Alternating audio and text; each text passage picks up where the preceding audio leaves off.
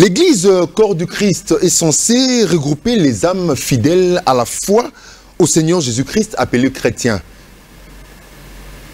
Considérés comme lumière du monde et celle de la terre, par leur maître, le Seigneur Jésus-Christ, ces croyants apportent le ténèbre ainsi que le dégoût par leur comportement et leur attitude. Après autant de révolutions, cette Église revient toujours à la case de départ. Quid sur l'Église de la République démocratique du Congo? Madame et messieurs, bienvenue sur le chemin de la vérité.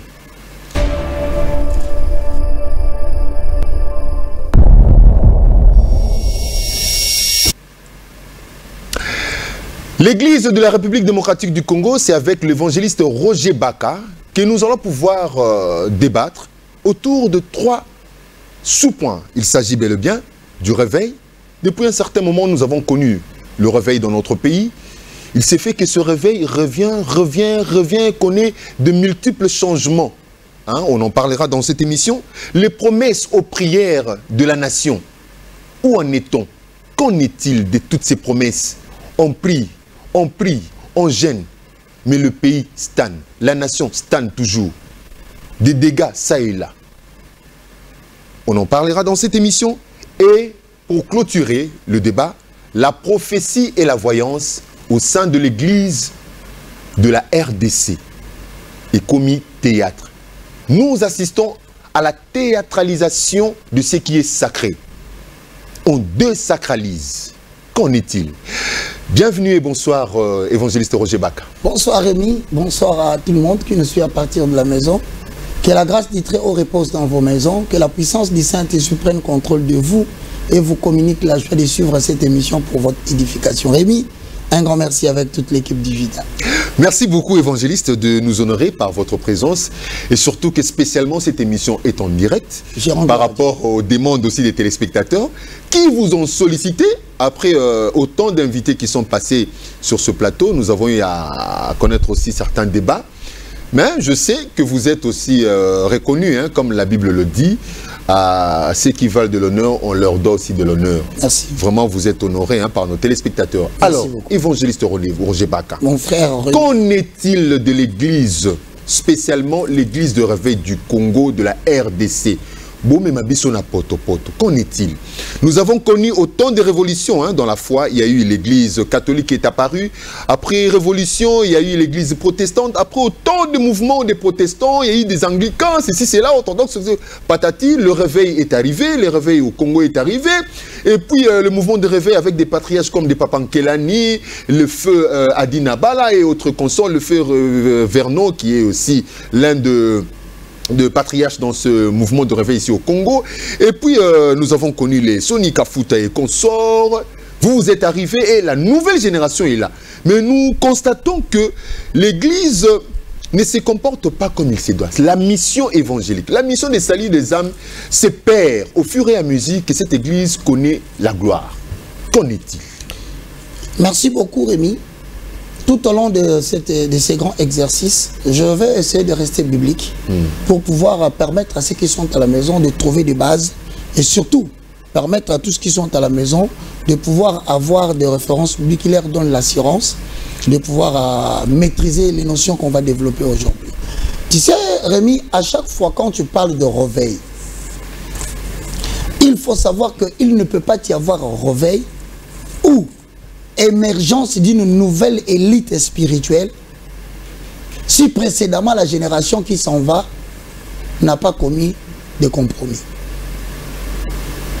Le réveil sera toujours présent parmi les hommes tant qu'il y aura nécessité de l'émergence d'une nouvelle élite spirituelle. Ça veut dire en d'autres termes que chaque nation doit se mettre en tête que le mouvement de réveil sera continuel. Pourquoi? Parce que dans la relation entre les hommes et Dieu, il y aura toujours une génération qui compromettra par rapport aux acquis de la saine doctrine. Et cela va nécessiter le réveil. Tu as bien parlé de tous ces aînés patriarches que j'aime beaucoup. Je parlerai de Adi Nabala. Je parlerai de Papa Nkelani qui est encore vivant, que je n'ai jamais vu, mais que j'ai entendu par l'histoire, que c'est quelqu'un qui a marché avec la cruche d'eau. La RDC est en train de connaître la 3e vague de réveil. Tu l'as si bien dit. La première vague de réveil est venue avec Heidi Nabala dans la démonstration du ministère de la Puissance.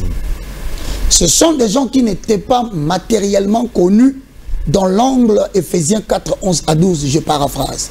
Il a fait aux uns comme apôtres, prophètes, docteurs, évangélistes et docteurs et pasteurs pour le perfectionnement de ça. Ce sont des personnes qui ont l'art oratoire.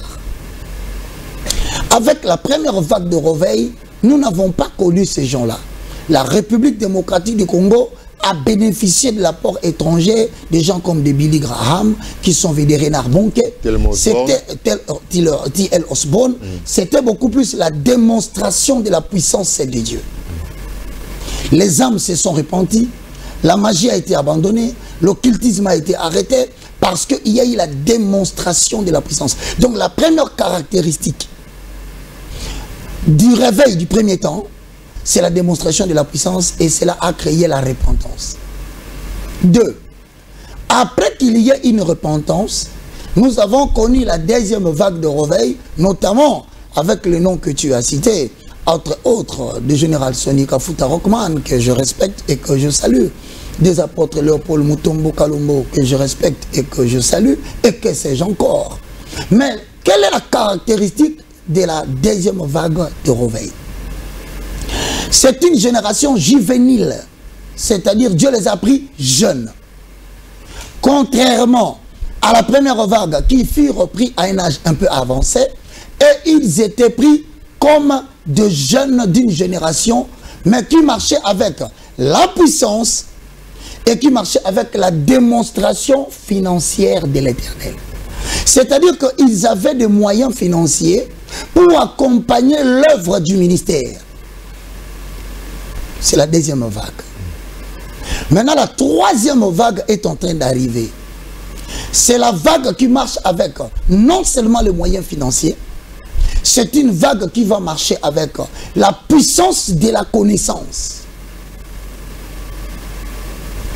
Assortie de la puissance pour la démonstration de la parole. Donc vous voyez que ça ne fait que s'ajouter. L'Éternel est en train d'ajouter un plus à chaque génération. Bon, que pouvons-nous dire? Je voudrais dire tout simplement que la deuxième vague de réveil, l'ensemble des patriarches qui ont été cités là, en même temps, non seulement qu'ils ont marché avec la puissance financière de l'Éternel, car Dieu voulait démontrer en eux la démonstration de la puissance des miracles, mais aussi la capacité financière de prendre en charge par eux-mêmes l'œuvre de l'évangélisation. Où se trouve maintenant le vrai problème? Le vrai problème se trouve au niveau de l'Ecclésiaste qui dit les humains doivent apprendre à les connaître. Une génération s'en va, une autre vient. Qu'est-ce qui provoque le départ précipité d'une génération? Voilà le vrai problème. Parce que l'Éternel est censé protéger une génération au point où il termine la mission que Dieu les a confiée. Donc Dieu les sacrifie aussi quelque part. C'est pour dire Dieu le précipite au départ. Wow. Quand est-ce que Dieu peut être obligé de repousser rapidement une génération, notamment par 3 fléaux? Écrit dans Ecclésiaste 10, 10, 11. S'il a émoussé le fer, il n'en a pas aiguisé les tranchants, il devra redoubler de force, mais la sagesse a l'avantage du succès. C'est Ecclésiaste combien? 10, 10 à 11. Si le serpent mord, faute d'enchantement, quel avantage pour l'enchanteur? Je rentre maintenant pour te donner les causes du départ précipité d'une génération. Lorsque tu vas dans le livre de 1 Samuel chapitre 3, nous assistons à un scénario comparable à celui de la République démocratique du Congo. C'est quoi le scénario? C'est qu'il y a un monsieur qui s'appelle le sacrificateur Élie. Pas Élie le prophète Tishbite, nous sommes dans 1 Samuel au chapitre 3. Qui était souverain sacrificateur? Avec ses 2 enfants, regarde bien, la paternité joue déjà un rôle. C'est l'erreur précipitée qui va faire avancer tout le patriarche que tu as cité ici en tant que le patriarche du deuxième vague de réveil. Quelle est la première caractéristique? Cela est identique à la situation des sacrificateurs Élie. Il avait des enfants, Ophni et Phiné. Le problème qui provoque le départ précipité de la deuxième vague de réveil ainsi que ses patriarches, ça s'appelle en bon français l'indulgence parentale dans le ministère. Vous allez remarquer la même erreur s'est faite aujourd'hui. Et ça va précipiter leur départ. Pourquoi? Parce que les enfants Ophni et Phiné, lorsque tu vas dans le livre de 1 Samuel, au chapitre 2, le verset 18, je paraphrase. 1 Samuel, chapitre 2, le verset 18. Samuel était au service devant l'Éternel, le prophète. Il était au service. Mais si tu vas vers le verset 22 du livre de 1 Samuel 2, Élie était fort âgé. Et il a appris comment ses fils agissaient à l'égard de tout Israël. Il a appris ainsi qu'il couchait avec des femmes qui s'assemblaient à l'entrée de la tente d'assignation. C'est-à-dire, nous avons une génération de parents qui estiment que la meilleure façon de conserver le ministère, c'est de le confier à son fils. Mais le problème, c'est que, à la ressemblance d'Élie, ils savent que leurs enfants sont en train de profaner l'œuvre de l'Éternel, notamment en couchant avec les femmes dans le lieu saint, notamment en désacralisant le sacré, en faussant la justice, en falsifiant les Écritures, ils demeurent indulgents. Or, l'indulgence parentale provoque non seulement le départ du père, mais précipite aussi le départ du fils. Voilà maintenant, face à cette organisation de gens qui veulent confier le sacerdoce à leurs enfants, pour le pérenniser ainsi, Dieu prend des précautions par rapport à eux. Qu'est-ce qu'il fait? Il ne suscite pas un successeur dans la maison d'Élie. Il va prendre une femme à l'extérieur. Elle va le faire un vœu.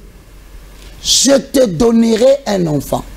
Mais seulement, il faut que tu veilles que cet enfant soit à mon service pour venir sauver le sacerdoce qui est en train d'être méprisé.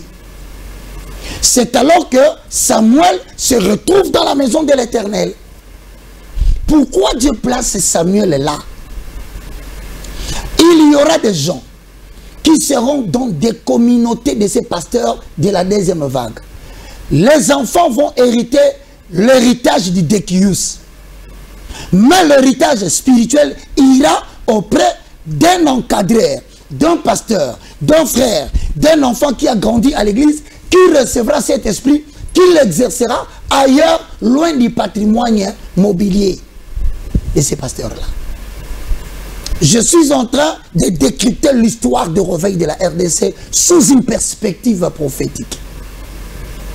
Ainsi donc, pour que l'Éternel arrête leur ministère parce qu'ils veulent confier les sacerdoces entre les mains des enfants. Ce qui n'est pas mauvais en soi, mais le problème c'est l'indulgence parentale. Quand tu as appris que ton enfant a commis un avortement qui a coûté les trompes d'une fille, pourquoi vas-tu le consacrer? Ah mais il mérite quand même un pardon. Christ est mort pour ça. Pour nos péchés. Quand tu apprendras, tu sais il y a de l'expiation. Tu sais quel est le problème que Dieu réprime à ces moments-là? Dieu ne réprime pas le fait qu'il n'a pas demandé pardon. Il réprime l'indulgence. Tu y as appris et tu n'as rien fait. Si c'était l'encadreur de la jeunesse, tu l'aurais chassé de l'église. Ah, là, vraiment, on l'aurait même exposé sur l'estrade. Mais pourquoi ton enfant est en train de continuer à devenir le représentant légal? Tu connais, il a avorté les femmes. Il est sorti avec les femmes d'autrui. Il a en actif des morts dans le placard. Pourquoi a-t-il faussé le règlement d'ordre intérieur jusqu'à convaincre les gens à l'accepter? Voilà ce qui caractérise le patriarche de la deuxième génération. Voilà pourquoi ils seront précipités à la mort sous trois conditions. Premièrement, la mort physique précoce. C'est-à-dire qu'ils ne connaîtront plus la longévité du ministère. Ils vont sentir la défaillance physique. Leur corps va s'affaiblir. Les yeux vont devenir troublés. comme le vieux Élie. Et tu constateras, il y aura 3 à 4 éléments que je veux te citer, que tu verras normalement, c'est ce qui caractérise la génération. 1 Samuel chapitre 3, le verset 1 au verset 3. Le jeune Samuel était au service de l'Éternel devant Élie. Première caractéristique, la parole de l'Éternel était rare en ces temps-là. Aujourd'hui, c'est la première caractéristique de la parole de l'Éternel. Nous sommes plus dans l'angéologie, absence de la parole. Nous sommes dans les cabales juives et cabales chrétiens. Nous sommes sortis de la parole. Nous sommes aujourd'hui dans la gnose du gnosticisme. Nous sommes aujourd'hui dans des pratiques de sacerdoce qui n'ont rien à voir avec la parole, j'ai dit la parole de l'Éternel christocentré. Alors, quand vous verrez ces choses venir dans votre génération, prenez soin de savoir que Dieu veut changer les générations. Évangéliste, un moment. Comment alors déterminer ou discerner ou découvrir que telle parole, parce que vous n'allez pas dire que toutes ces paroles qui sortent là, tous ces enseignements qui nous viennent là, sont d'une mouvance... Tu as d'autres questions que tu vas poser, où je te démontrerai que certains enseignements qui ont pris logement à l'église, c'est de la levure des Sadducéens, c'est de la philosophie humaine, c'est des gnosticisme. On nous apporte des philosophies qui s'apparentent au christianisme. Je vais te dire qu'en matière de religion qui est définie comme l'ensemble des dogmes et de pratiques qui mettent en relation l'être humain avec son Dieu, eh ben, nous avons beaucoup de pratiques. Vous irez en Orient, on vous dira que le soleil est un élément qui unit Dieu avec le peuple. La lune unit Dieu avec le peuple. Mais nous ne sommes pas dans ces pratiques-là. Tu verras que les enseignements petit à petit du judaïsme commencent à s'installer dans quoi? Dans le christianisme, mon frère. Nous avons des fondements du christianisme qui diffèrent du judaïsme. Tu verras le message qu'on appelle des mouvements philosophiques qu'on appelle la franc-maçonnerie. Tu connais la franc-maçonnerie? La franc-maçonnerie est une philosophie très répandue dans le monde. Vraiment, les francs-maçons qui suivaient Digital, ne soyez pas scandalisés, je ne toucherai pas à votre problème. Je vais seulement m'apparenter pour montrer que ça peut s'infiltrer dans l'église. Dans la franc-maçonnerie... L'homme ne donne que ce qu'il a reçu, et ce que vous avez reçu quelque part. C'est une philosophie. Cette philosophie a été créée par Adam Weishaupt. C'est un prêtre jésuite, il était très plongé dans l'occultisme. Ceux qui me suivent ne vont pas me contredire. Il a cherché comment il pouvait parvenir à la domination mondiale et au contrôle de toute l'humanité. Il a mélangé toutes les formes de magie pour produire la franc-maçonnerie. Maintenant, la franc-maçonnerie en tant que mouvement philosophique ne marche qu'avec un sacerdoce qui correspond à ces pratiques. Et c'est la pratique ou la religion qui s'apparente à la franc-maçonnerie, ça s'appelle le judaïsme. C'est pourquoi tu vois Paul a dit à Pierre, tu commences à judaïser.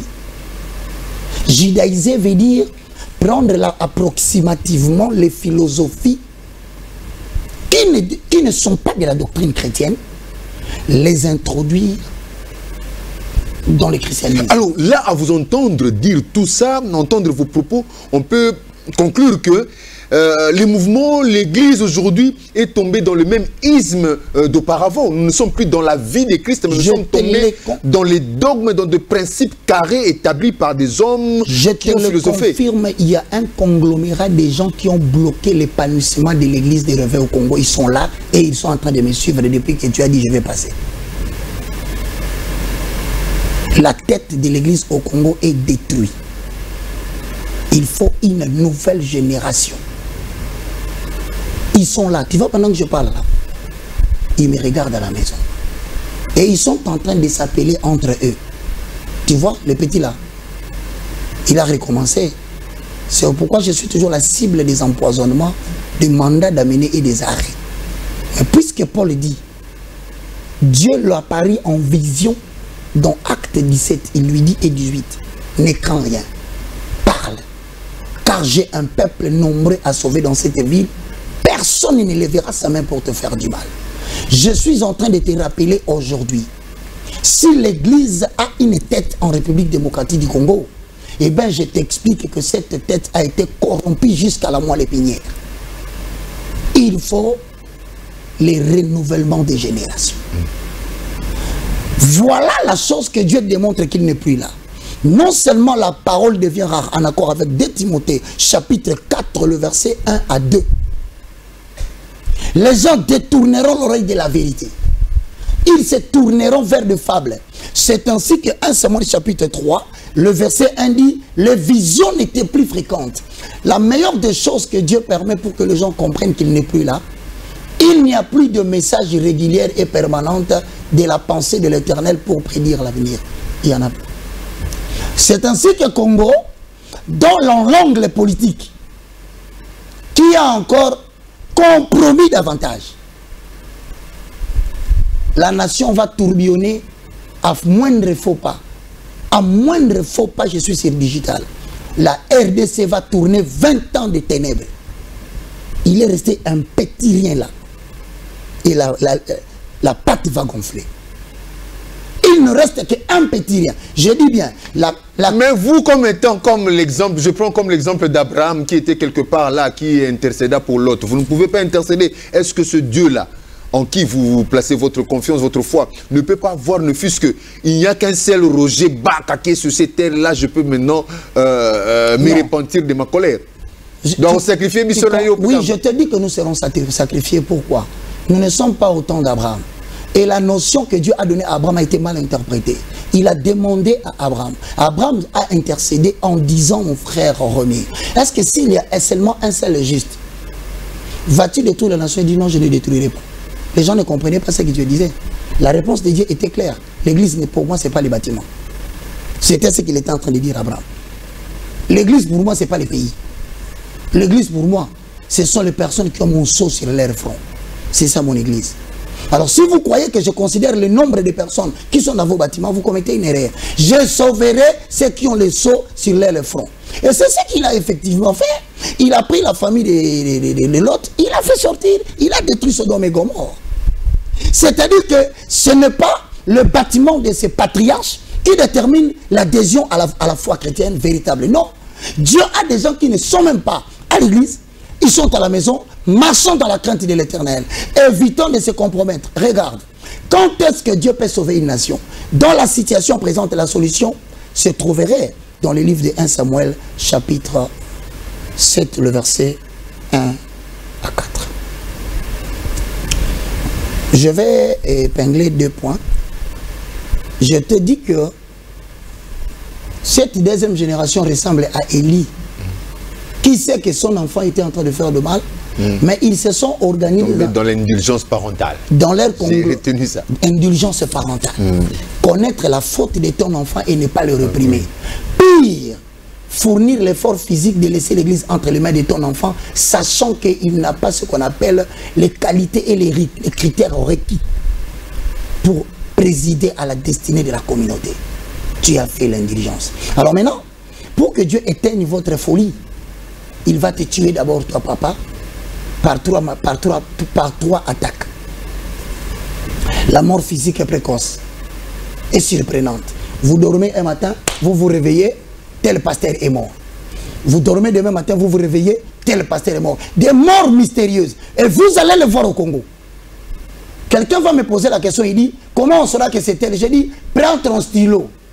Toutes les communautés où si on cite son nom, on cite le nom d'une église, il mourra de manière catastrophique. Donc, je corrige mon français. Si on dit, ministère, les chaussures de l'Éternel, Rémi, refuse qu'on cite ton nom. C'est lui, toutes les personnes qui ont incarné la gloire incorruptible de Dieu.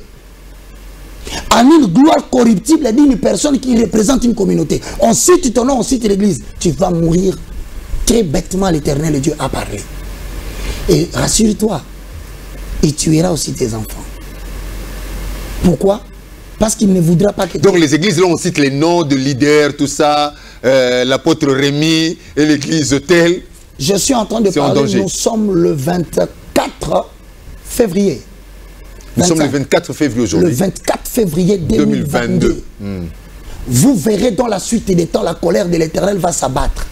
sur tous les pasteurs qui ont pris leurs enfants, qui ont commis de bévues et les ont placés. Eux-mêmes mourront de manière surprenante et leurs enfants ne feront pas long feu. Retenez la date d'aujourd'hui.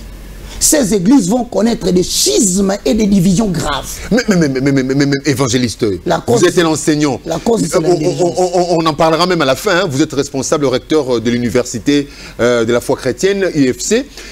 Mais qu'est-ce qui fait? Vous avez collaboré avec tous ces hommes de Dieu-là. Vous avez marché avec eux. Vous connaissez la parole. Vous avez même été enseigné parce que vous n'êtes pas sorti comme ça du néant comme le prophète Élie qui s'éleva comme ça, bon, selon les Écritures. Vous êtes sorti de quelque part. Mais comment se fait-il qu'aujourd'hui, vous n'arrivez pas à recadrer tous ces gens? Pourquoi? Je vais recadrer. Parce qu'ils ne vous écoutent même pas. Vous n'avez pas d'audience. Il y a deux choses dans l'histoire des changements de génération. Il y a deux mouvements. Ou soit ça vous réjouit alors. Non, il y a deux mouvements dans le mouvement. Il y a deux mouvements dans le cadre de réveil. C'est toi qui as posé la question. Oui. Pour que la deuxième vague de réveil cède de la place à la troisième vague, il y a des opérations. Il y a la succession, il y a aussi l'héritage. Généralement, lorsque Saül a appris que Dieu ne voulait plus de lui en tant qu'autorité politique, plutôt que de préparer son bilan, il a commencé à pourchasser David. Tu sais pourquoi il attaquait David? Parce qu'il connaît la promesse faite en Juda, dans le livre de Genèse 49. On dit Juda, le sceptre des commandements ne s'éloignera jamais de Juda. Il ne faut pas, lorsque tu sens que Dieu te quitte, que tu commences à chercher quelles sont les personnes qui ont la promesse de la chaise que j'ai, du pouvoir que j'ai ou de l'église que j'ai. Tu vas commencer à catalyser rapidement la manifestation de la gloire de Dieu. C'est ça le problème. Il y a de ceux qui ont compris qu'ils ont compromis et ils sont en train de se préparer à partir. Mais il y a de ceux qui veulent s'imposer tout en tentant de détruire ce que Dieu veut continuer avec.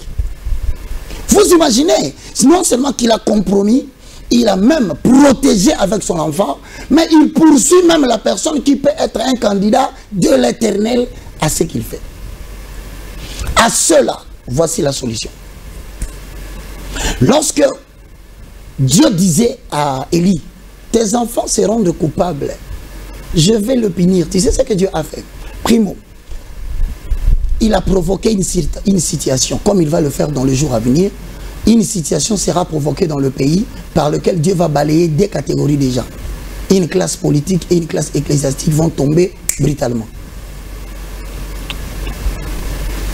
Tu as retenu ce que je dis? Oui.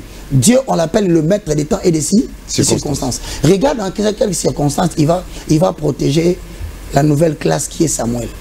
Il provoque la guerre. Dans cette guerre, il demande aux deux enfants de Ophni et Phiné d'Élie d'aller en guerre. C'est une situation provoquée par l'Éternel pour changer le pouvoir des maisons, pour faire quitter le pouvoir de la maison d'Élie et l'amener dans la maison de Samuel. Mais pour que cette mutation se fasse en paix, Dieu doit enlever ces gens-là pour qu'ils ne compliquent pas la vie de Samuel. C'est de la même façon comme Moïse voulait élever Josué. L'Éternel a commencé par faire partir la génération d'Aaron. Ils sont morts pour que l'accès dans le livre de Deutéronome 34, le verset 5 à 11, de Josué se fasse tranquillement. Nous autres, s'il est vrai que nous allons devenir des patriarches pour cette nation demain, mais nous sommes l'objet de guerre, il faut que Dieu puisse balayer ces gens-là, afin qu'ils ne nous fassent pas de complications inutiles quand Dieu va nous élever. Je ne suis pas seul, il y a 7000 qui parlent le même langage que moi, mais qui ne sont pas encore apparus à la télé. Mais qu'est-ce qu'il faut pour les sauver? C'est la question que tu as posée. 1 Samuel chapitre 7, le verset 1 à 4. Les gens de Kirjat Jéarim vinrent et firent monter l'arche de l'Éternel. Ils la conduisirent dans la maison d'Abimadad. Sur les collines, ils le consacrèrent son fils Éliézar pour garder l'arche de l'Éternel. Il s'était passé bien de temps depuis le jour où l'arche avait été déposée à Kirjat Jéarim. 20 années s'étaient écoulées. Alors toute la maison d'Israël poussa des gémissements vers l'Éternel. Dieu peut provoquer ce qu'on appelle une situation de complications sans précédent politico-économico-ecclésiastique. Malheureusement, c'est ce que le Congo vit. Nous entrons de plein pied dans un marasme politique, économique, ecclésiastique. Tous les trois domaines seront ébranlés. Pourquoi? Dieu veut nous mettre dans une situation où tout le monde qui a péché reviendra auprès de lui pour demander pardon. Mais avant de demander pardon, il va frapper politiquement, il va frapper économiquement et il va frapper ecclésiastiquement. Alors, oui. 3, tu demandes la solution. Oui. Alors Samuel dit à toute la maison d'Israël, si c'est de tout votre cœur que vous revenez à l'Éternel, ôtez du milieu de vous les dieux étrangers et les Astartés. Dirigez vos cœurs vers l'Éternel. 4. Et les enfants d'Israël ôtèrent au milieu d'eux de Baal et d'Astarté. Donc, si nous voulons aujourd'hui que ce que je suis en train de dire n'arrive pas, je regarde les autorités politiques. Quand je dis politique, je commence par les cours et tribunaux, je prends le Sénat, je prends le Parlement, je prends la présidence, parce que c'est eux qui président à la destinée politique de la nation. Je le regarde en face, je leur dis, si vous ne ôtez pas du milieu de vous les dieux étrangers, les Astartés, si vous dites non à ce que je dis, préparez-vous dans les jours à venir, avant qu'on atteigne le mois de juin, une pluie diluvienne va tomber dans ces pays, tout sera englouti. Mais le dieu Astarté, là, c'est un peu péjoratif. Ça veut dire quoi? Ça veut dire Kankar, ça veut dire Maïkari, ça veut dire franc-maçonnerie, ça veut dire tout ce que tu connais dans ces pays. Il faut les ôter de ces pays. Ça, c'est la mission d'un prophète pour la nation. Samuel l'a dit. Tu as vu, on a poursuivi Samuel. Non, il a dit, si c'est de bon cœur, vous voulez que Dieu visite la RDC. Si vous voulez que Dieu le visite de bon cœur, moi, le prophète aussi, je vous dis, ôtez les dieux étrangers du milieu de vous. Sinon, vous avez 20 ans. Sur le plan économique, vous connaîtrez des inflations à caractère vertigineux. Voilà, vous connaîtrez les augmentations des prix à caractère miraculeux.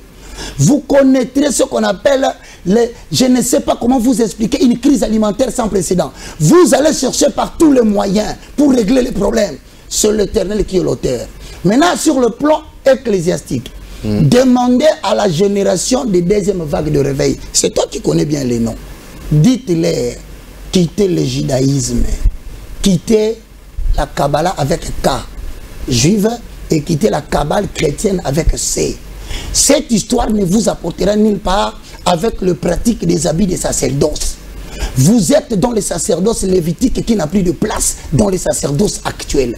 Vous risquez de vous mettre en compromission avec Dieu, avec vos messages des anges.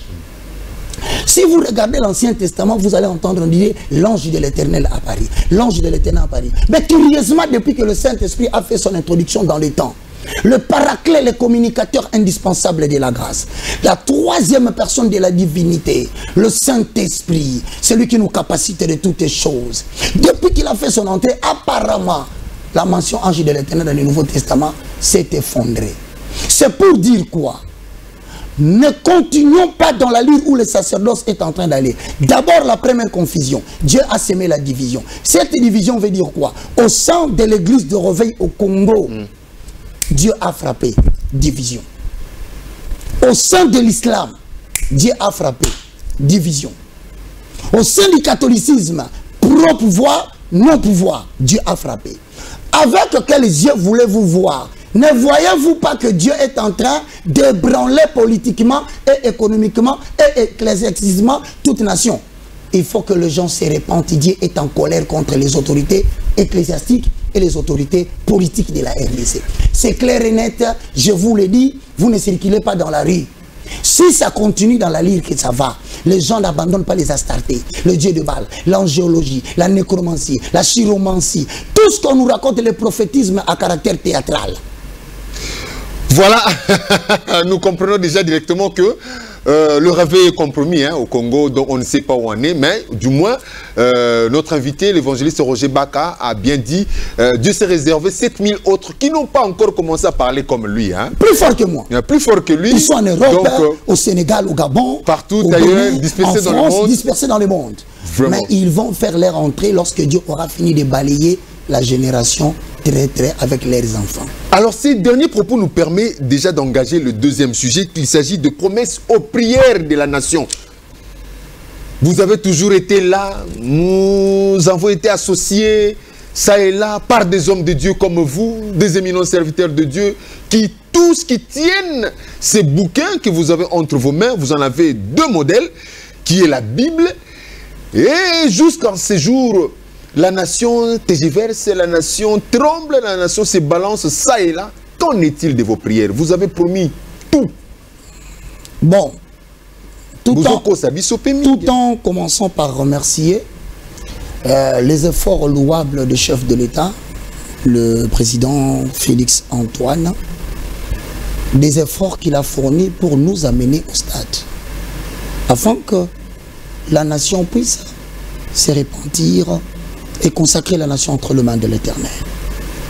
Ils ont utilisé l'alliance que Dieu a donnée à Salomon. Normalement, c'est aussi une promesse dynastique de la dynastie de David. Cela est griffé dans le livre de 2 Chroniques, chapitre 7, le verset 14 à 21. Pour ceux qui veulent bien le lire, pour comprendre où va la RDC, il suffit seulement de regarder la phrase qui a été utilisée au stade.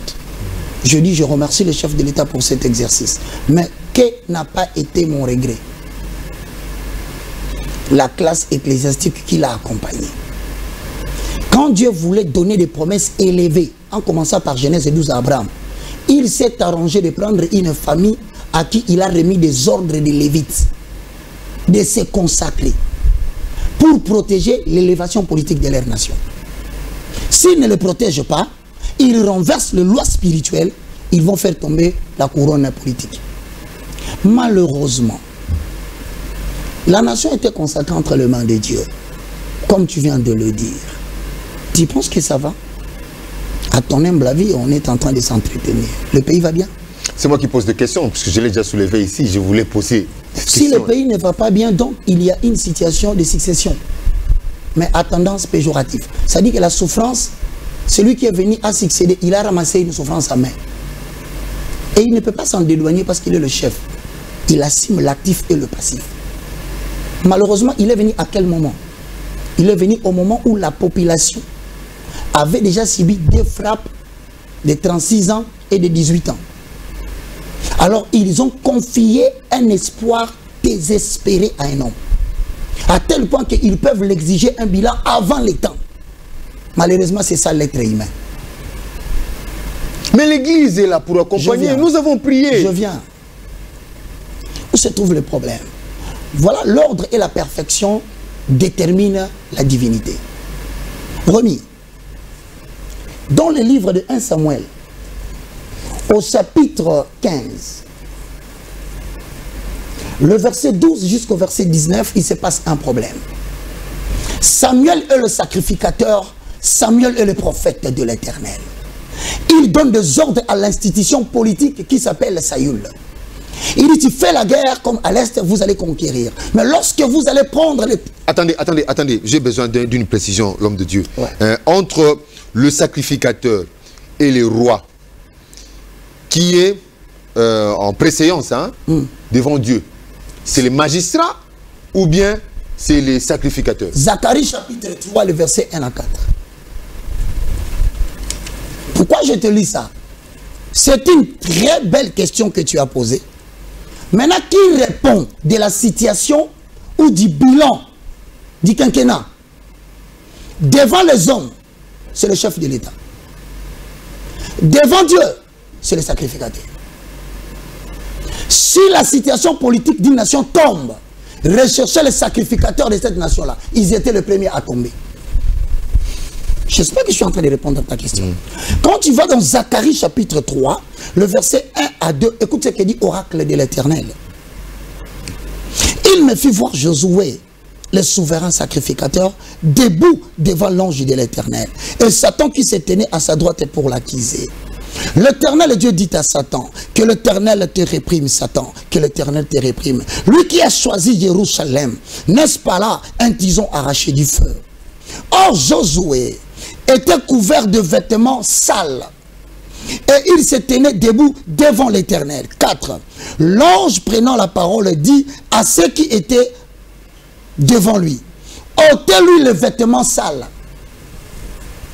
Si les gens qui occupent le ministère des sacerdoces en RDC portent les habits sales.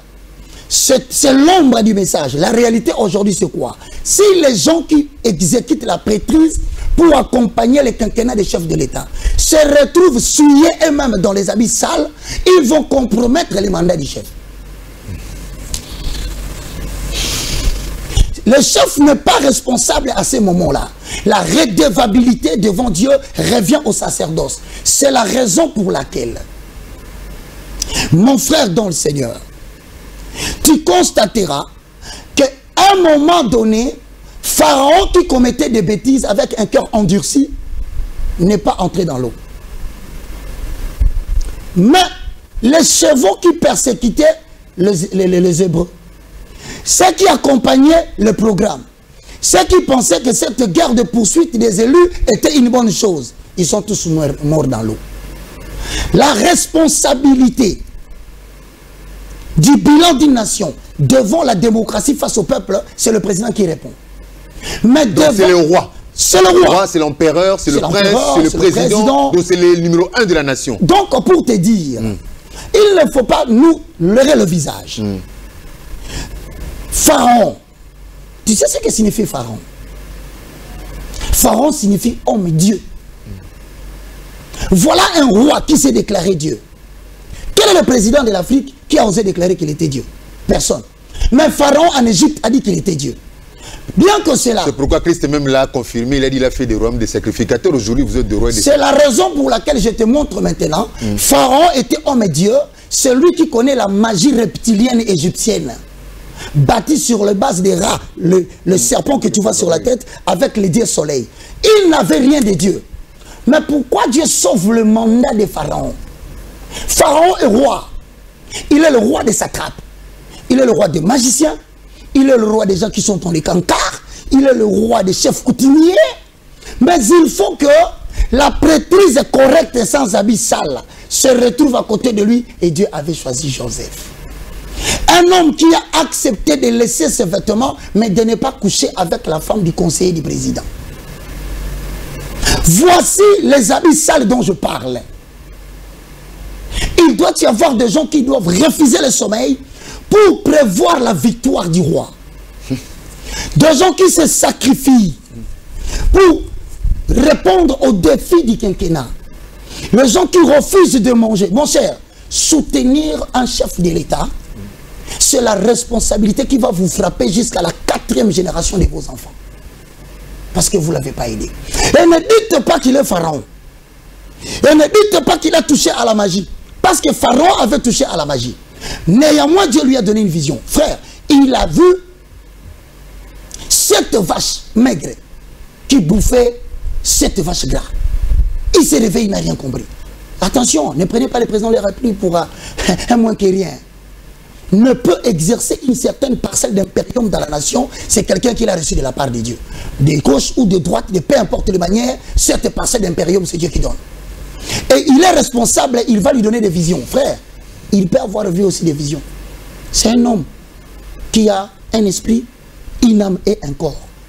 Maintenant, le problème de ce qu'il a vu, de la crainte qu'il inspire, de l'avenir qu'il le craint, c'est là d'être remis entre les mains d'un sacerdoce qui craint l'Éternel. Quel est ce sacerdoce? Il se réveille, il dit, dites-moi l'explication de ce que j'ai vu. Voici ce qui était là. Le sacerdoce qui avait compromis a reconnu. Il dit au roi, ne peut interpréter ces choses. C'est un garçon. Il a l'esprit supérieur, mais il est dans la prison. Vous voyez où nous nous trouvons? C'est-à-dire nous sommes dans la prison de manque d'argent. Nous sommes dans la prison de manque de moyens pour exercer l'œuvre de l'Éternel. Nous sommes dans la prison de manque de relations de partenaires pour pouvoir continuer cette œuvre de restauration que nous faisons. Nous sommes emprisonnés. Mais quand est-ce qu'on demande à Daniel? Quand Joseph vient, quand Daniel vient, voilà l'élite qui vient dire au roi, à l'Éternel appartient l'interprétation des visions. Ce que tu as vu représente cette année. Mais l'Éternel Dieu te montre aussi que vous devez faire un travail de provision. Ça, c'est l'intelligence qui ne vient pas de l'école diplomatique. C'est l'intelligence qui ne vient pas de relations bilatérales avec les frontières. C'est l'esprit supérieur qui vient de Dieu qui sauve la nation. Et ces gens-là, on ne les choisit pas. c'est Dieu qui les impose dans le pays. Voilà pourquoi Joseph va faire la provision de 7 ans pour faire la protection de 7 années de vaches maigres. Mais maintenant, imagine que je suis en train de te dire que nous allons frôler les risques de faire 20 ans encore dans l'oubli. Si maintenant Dieu ne veut pas que le peuple entre dans l'oubli, il va exercer sa suprématie en tant que maître des temps et des circonstances. Ce qui n'est pas agréable. Quand il descend lui-même pour arrêter quelque chose qu'il ne veut pas. Alors tu me dis, qu'est-ce que nous devons faire, mon frère? Nous sommes en train d'annoncer les oracles de l'Éternel, enlever les vêtements sales. Qu'est-ce que j'appelle vêtements sales? Si c'est Jésus-Christ qui vous a sauvé, hé, pasteur, tu as oublié où tu étais. Tu as oublié d'où Dieu t'a ramassé. Ah, ministre de la deuxième vague de réveil, tu as oublié que toi tu dormais affamé. Aujourd'hui, Dieu t'a donné le privilège d'être à côté de l'autorité. Tu commences à compromettre avec les habits sales. Israël revient à l'Éternel. Très cher pasteur élevé en dignité, je vous en conjure par la compassion de Christ. Congo va sombrer. Revenez auprès de l'Éternel. Nous allons tous souffrir ici si vous ne revenez pas. Et voilà la raison pour laquelle l'ange dit, ôtez-lui le vêtement sale. C'est quoi le vêtement sale? Un homme de Dieu ne peut pas avoir de coloration politique. Donc, pour conclure sur ce point, parce que le temps nous est parti, nous aurons aussi à lire des messages. On ne peut pas avoir des serviteurs de Dieu de l'Union sacrée. Ça n'existe pas.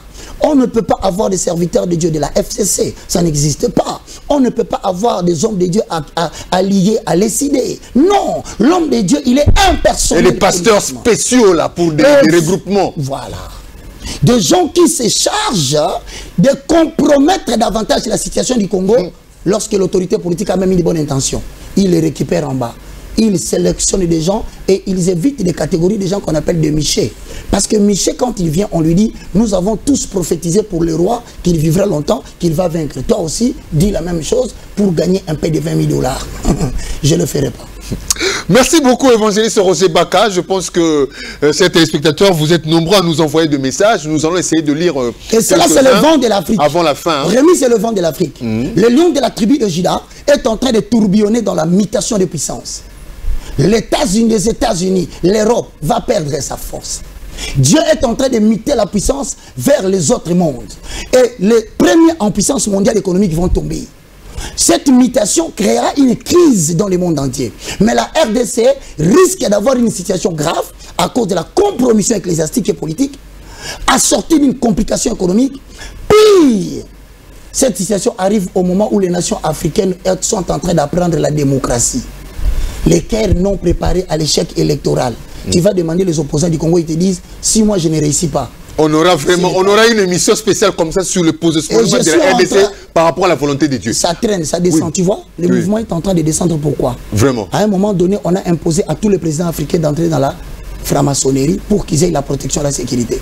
Mais comme le vent du christianisme est en train de se lever avec notre vague de réveil, le coup d'État se fond. Pourquoi? On est en train de renverser les hôtels de Bâle pour laisser le peuple dans les néants, qu'on reprenne à zéro. Et ce mouvement-là va tourner l'Afrique centrale, va tourner l'Afrique noire que tu as vu. Ça va commencer avec le Maghreb, hein? Le printemps arabe. Maintenant, c'est le printemps noir. On en parlera dans une émission spéciale, surtout pour parler du positionnement spécial de la RDC, hein, face à la volonté de Dieu. Alors, nous allons clôturer avec la prophétie, les voyances que nous observons actuellement, les prophètes, les prophéties, ça et là. On appelle au téléphone. Je vous ai suivi quelque part, là, vous vous insurgez contre tout ça. Mais alors que c'est quelque part, c'est un avertissement, c'est un appel à la repentance pour ceux-là qui ne se comportent pas de manière... Le vrai problème, on doit redresser l'autel. L'autel doit être redressé par des enseignements bibliques. Et prophète, dans la conception populaire des choses Rémi, c'est toute personne qui prédit l'avenir.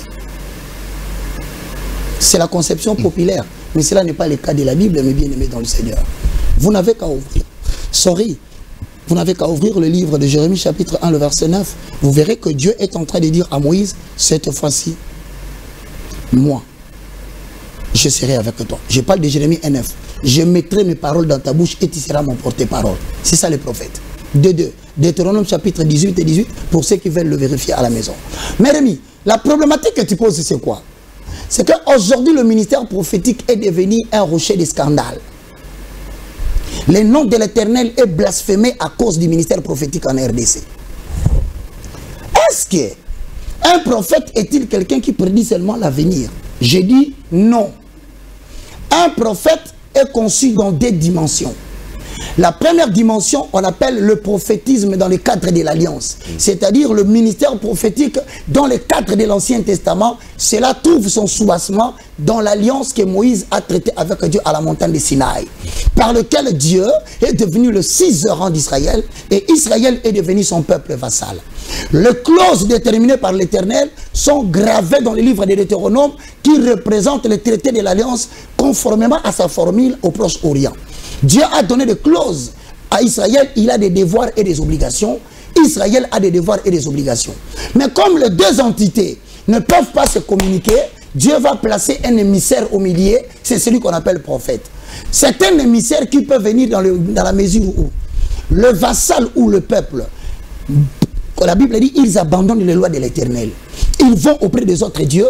Dieu va envoyer l'émissaire qui s'appelle prophète, qui vient intenter le procès au peuple, en leur disant les clauses qu'ils n'ont pas respectées. Il appelle même les divinités pour appeler les malédictions. Il appelle la pluie à s'arrêter si le peuple ne se répand pas, mais il appelle aussi les bénédictions si le peuple se répand, comme ce que nous venons de lire. C'est ça un prophète. Il a reçu mandat de rappeler au peuple leur désobéissance, leur montrer la voie de la parole pour les retourner dans le chemin de l'Éternel, afin qu'ils reprennent la marche avec Dieu. Ça, c'est dans l'Ancien Testament. Mais cela ne nous concerne pas, parce que cette alliance était l'ombre des choses à venir. L'exacte représentation des choses est venue en Jésus. Il y a eu l'autel prophétique qui a été renversé par le prophète de Baal et le prophète d'Astarté. C'est-à-dire le prophétisme n'avait plus son sens dans le cadre institutionnel établi par Dieu. Voilà pourquoi Élie le Tishbite est venu les restaurer. Mais regarde dans Matthieu chapitre 17, le verset 1 à 2 à 3. La Bible dit, l'Éternel prit, Jésus-Christ prit avec lui Jean, Jacques et Pierre, les amena dans une haute montagne. Là, dans une haute montagne, il y a eu apparition de Moïse et d'Élie qui s'entretenaient avec lui. De Genèse à Malachie, il n'y a que deux lois. La loi de Moïse et la loi des prophètes. Tout l'Ancien Testament est composé de ces deux choses.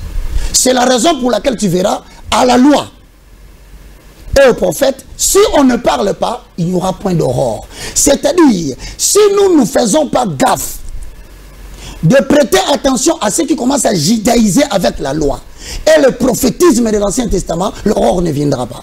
Malheureusement pour nous, et heureusement pour ceux qui ont crié en Jésus, Moïse apparaît à gauche, Élie apparaît à droite. Ils s'entretenaient avec Dieu. Dites-moi, ils parlaient de quoi?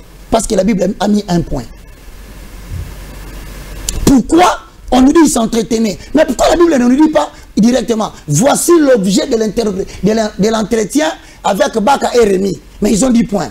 C'est parce que si nous ne pouvons pas les typifier par les Écritures, la révélation vient faire son travail du livre de Matthieu chapitre 16, le verset 16. Tu es Pierre, roc, sur toi, je bâtirai mon église. C'est l'exigence maintenant de la révélation. Or, Dieu ne se révèle pas aux pécheurs. Dieu ne se révèle pas à ceux qui marchent dans les mensonges, dans la cachette.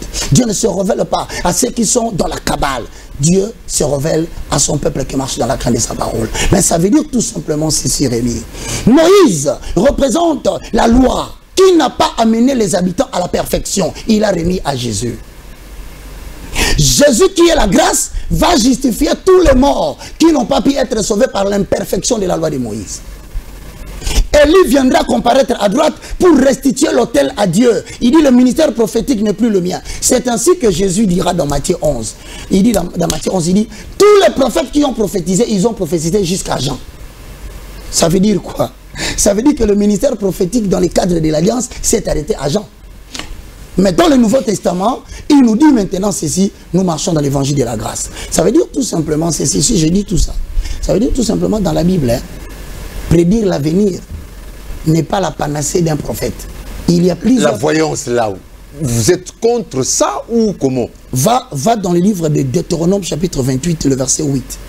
Je te cite, 8 façons interdites, réprimées par Dieu.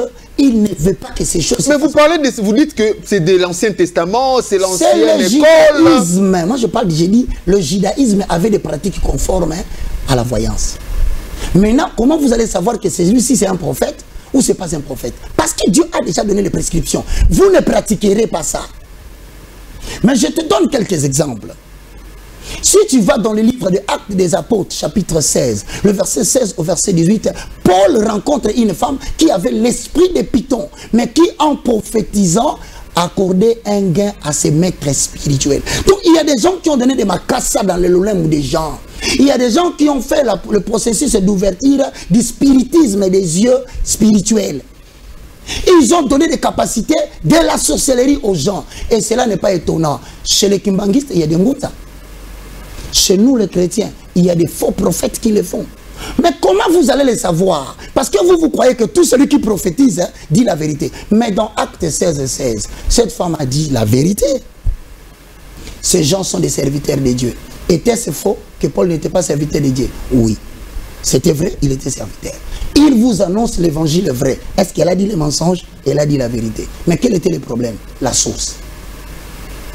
Donc c'est que quelque part aussi, dans l'évangile, on peut avoir de la voyance, mais qui contribue à l'œuvre du salut. La voyance peut prédire l'avenir.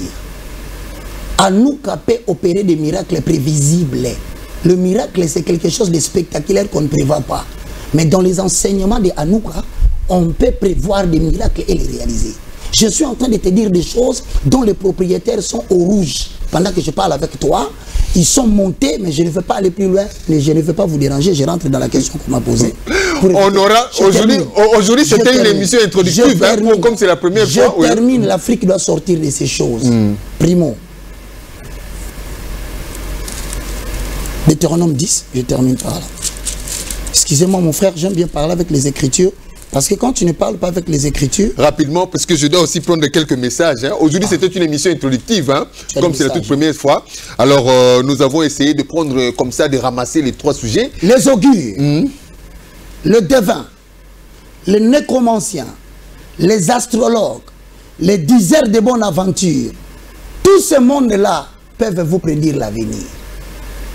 C'est pourquoi ne vous arrêtez pas à croire que quelqu'un qui prédit les choses cachées nécessairement vient de l'Éternel. C'est la raison pour laquelle ici nous avons un point très important. Ici c'est quoi? Le discernement des esprits. C'est le Saint-Esprit qui nous donne l'esprit de censurer le ministère prophétique à caractère honteux. Avec les spectacles de comédie que nous voyons, le Saint-Esprit s'oppose. C'est comme ça quand vous diffusez ça à la télé, les gens se fâchent. Pourquoi? Parce que Dieu a dit, n'ajoutez pas foi à tout esprit, mais éprouvez-le pour savoir que ça vient de moi. Voilà, évangéliste Roger Baka, les messages, il y en a plein. Bon, il y a des félicitations, il y a des gens qui vous encouragent. Bien de ces messages que je vais pouvoir vous transférer. Hein. Je vais bien aimer, je salue tout ce monde-là. Je vous dis merci. L'Éternel vous bénisse, je reprends. Vraiment. Je n'ai pas prétendu avoir le monopole de la connaissance. J'ai décrypté la situation à la lumière des questions très intelligibles de Rémi qui m'a poussé à fond pour que l'esprit prophétique se réveille. Préparez-vous, la 3e vague de réveil vient. Si on ne t'a pas choisi parmi les héritiers de cette église, ne t'en fais pas. Laisse les bâtiments et le patrimoine à l'enfant biologique. Va chercher la face de l'Éternel, car la lampe de l'Éternel n'est pas encore éteinte. On entendra parler de toi un jour.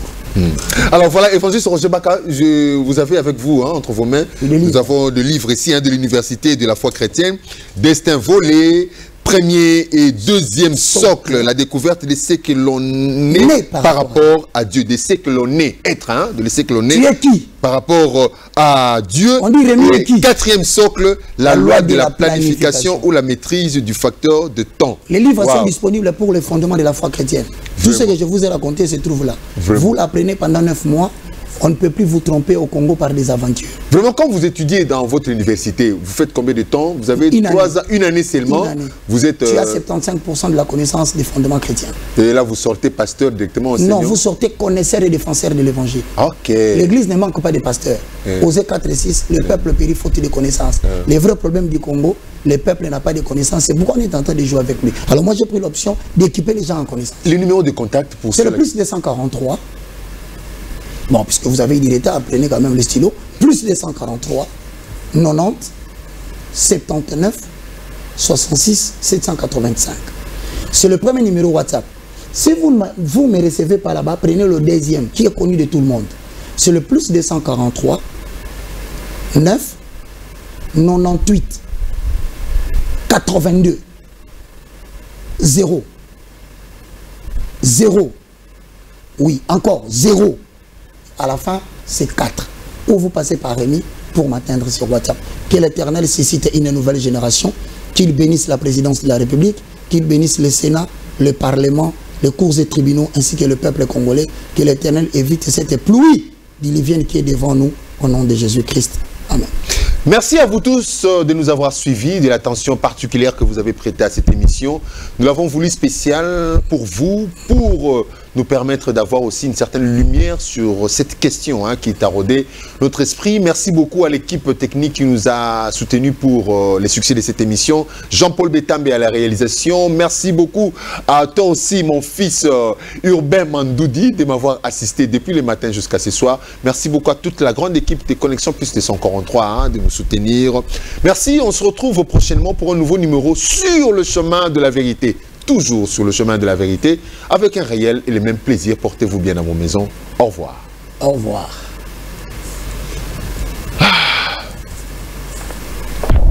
Et